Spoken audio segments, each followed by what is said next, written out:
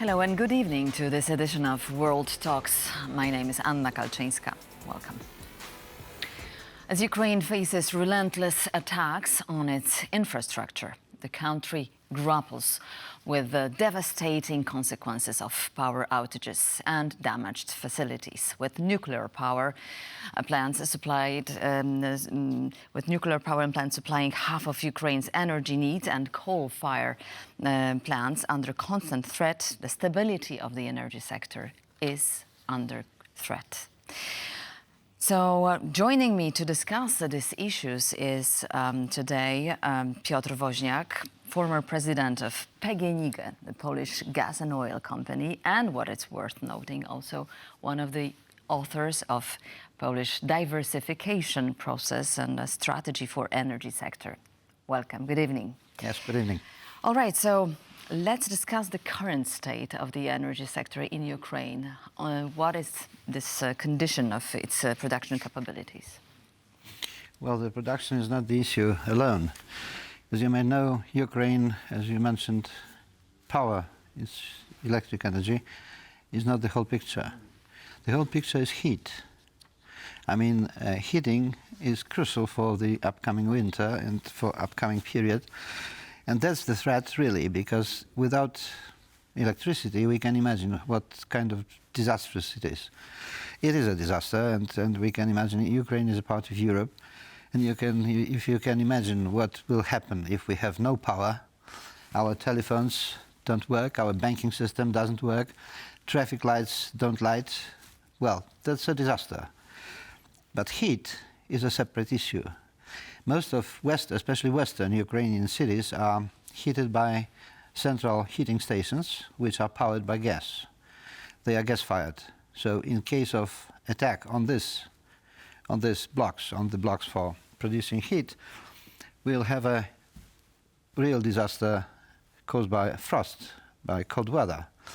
And that's a real threat again. So when you say energy, don't narrow yourself to the electricity alone, because it is not. That's the only point to discuss of.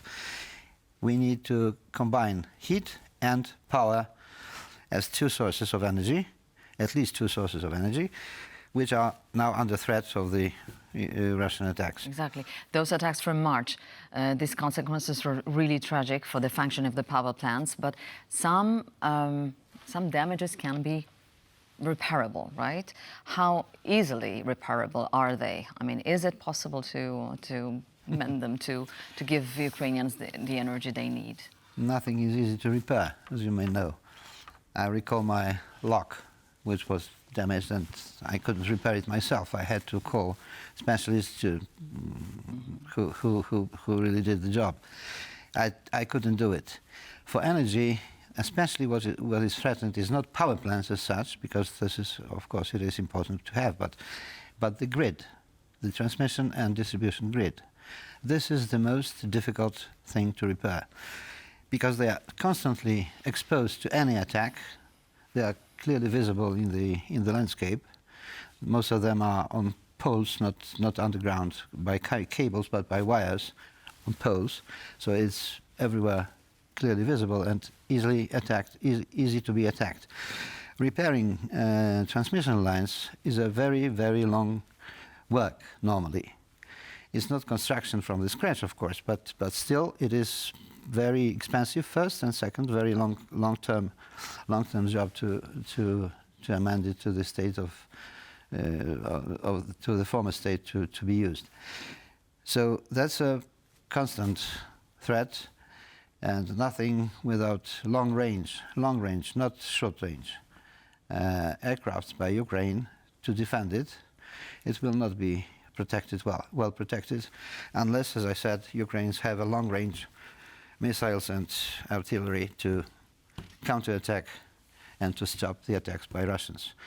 So they need to have some means for defend themselves and to defend their infrastructure, especially for electricity, but also for heat and for gas. Gas is also very important because, as I said, most of cities in Western Ukraine are heated by central heating plants, which in turn they are gas-fired. So they need gas to be supplied to fire it, to make heat, and to heat homes and industry.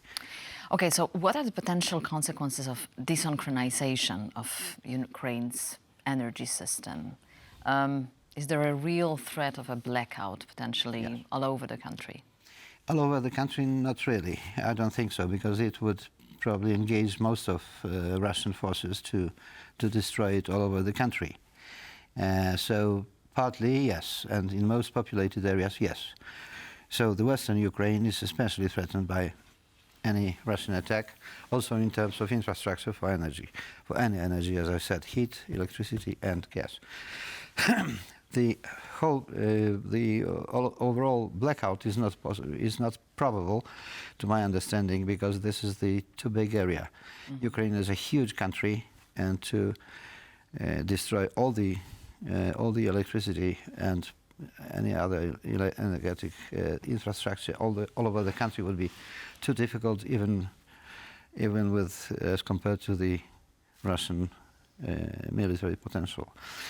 On top of that, what is important, Ukraine is now synchronized with the European system.